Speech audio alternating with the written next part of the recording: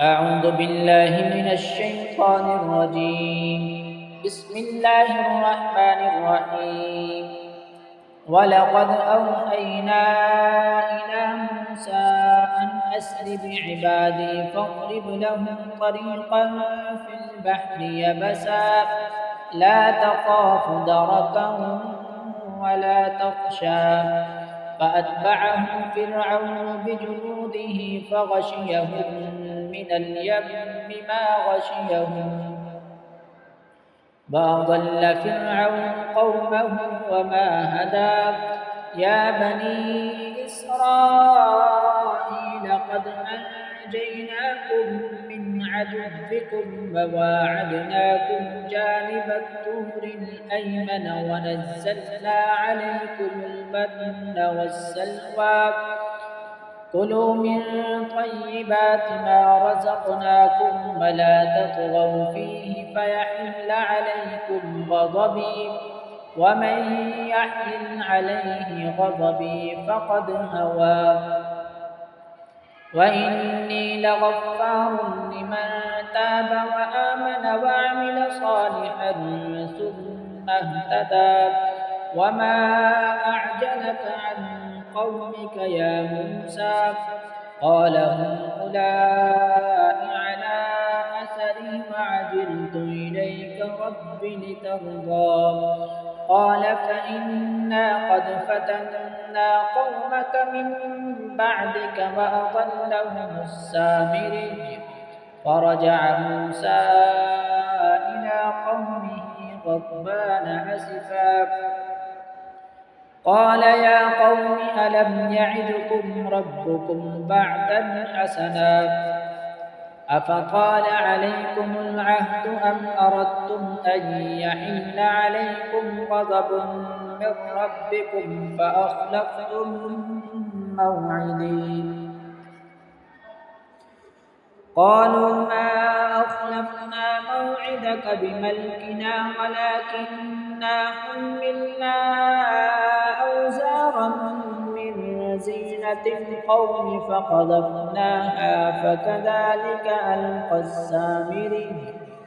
فأخرج لهم عجلا جسدا له خوار فقالوا هذا إلهكم وإله موسى فنسي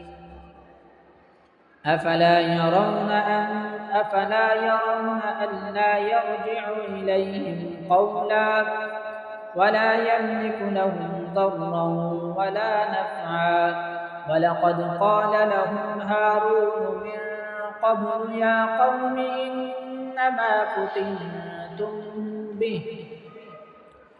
وإن ربكم الرحمن فاتبعوني وأطيعوا أمري قالوا لن نبرح عليه عاكفين حتى يرجع إلينا موسى قال يا هارون ما منعك إذ رأيتهم ضلوا ألا تتبعني أفعصيت أمري قال يا ابن أم لا تأخذ بلحيتي ولا برأسي إني خشيت أن تقول فرقت بين بني إسرائيل ولم ترقب قولي قال فما خطبك يا سامري قال بصرت بما لم يبصروا به فقبضت قبضة من أثر الرسول فنبذتها وكذلك سولت لي نفسي قال فاذهب فإن لك في الحياة أن تقول لا مساس وإن لك موعدا لن تخلفه وانظر إلى إلهك الذي ظلت عليه عاكفا لنحرقنه ثم لننسفنه في اليم نسفا إنما إلهكم الله الذي لا إله إلا هو إلا هو وسع كل شيء علما كذلك نقص عليك من أنباء ما قد سبق وقد آتيناك من لدنا ذكرا من أعرض عنه فإنه يحمل يوم القيامة وزرا خالدين فيه وساء لهم يوم القيامة حلا يوم ينفخ في الصور ونحشر المجرمين يومئذ زرقا يتخافتون بينهم إن لبثتم إلا عشرا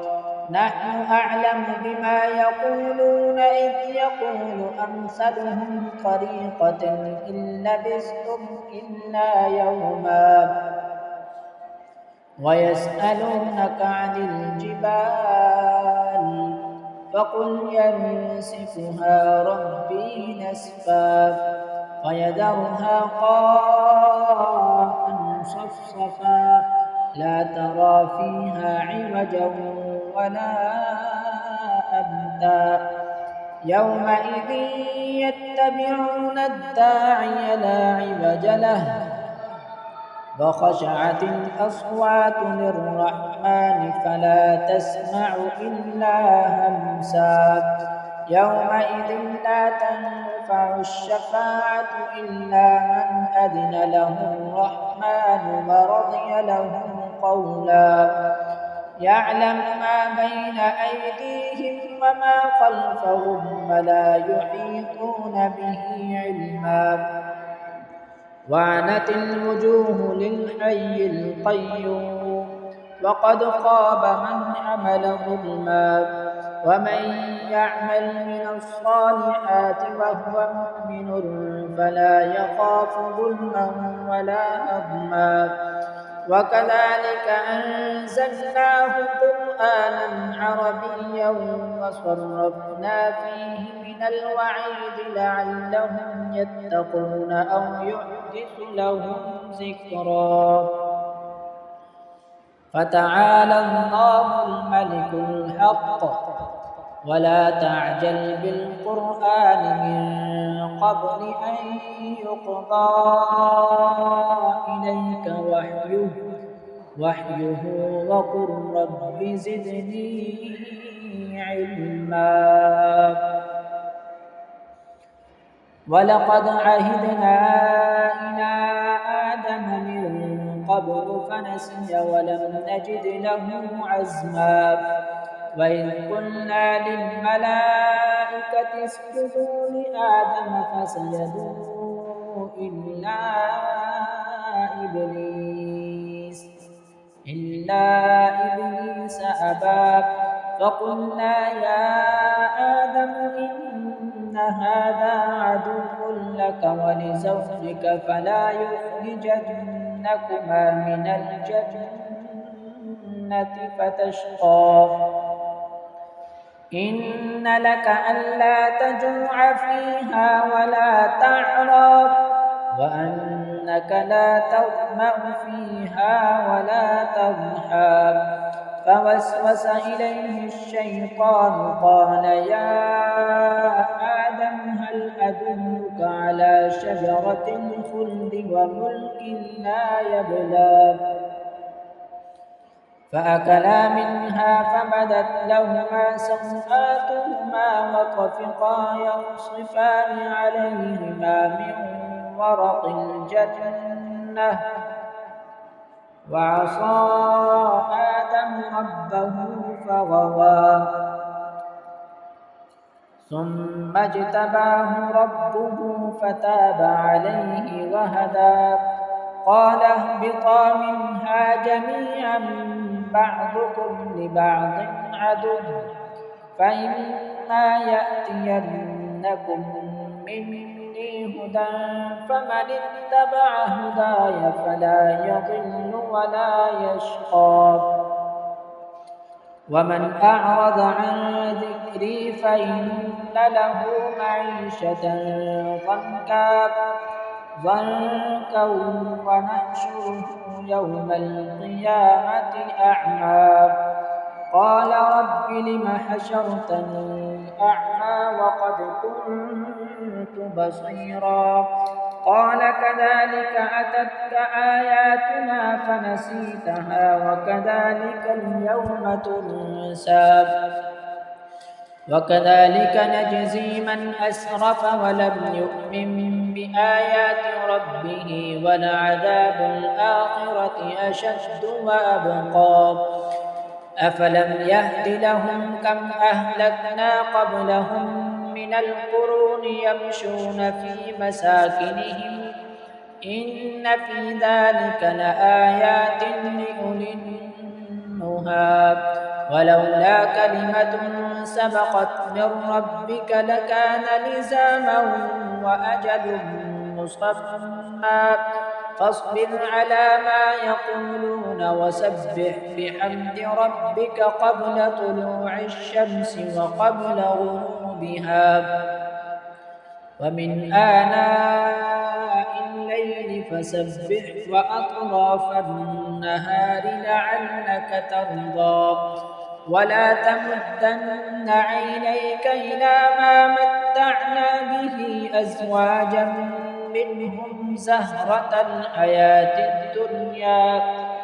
لنفتنهم فيه ورزق ربك خير وأبقى وأمر أهلك بالصلاة واصطبر عليها لا نسألك رزقا نحن نرزقك والعاقبة للتقوى وقالوا لولا يأتينا بآية من ربه أولم تأتهم بينة ما في الصحف الأولى ولو أنا أهلكناهم بعذاب من قبله لقالوا ربنا لولا أرسلت إلينا رسولا فنتبع آياتك من قبل أن نذل ونخزى قل كل متربص فتربصوا فستعلمون من أصحاب الصراط السوي ومن اهتدى صدق الله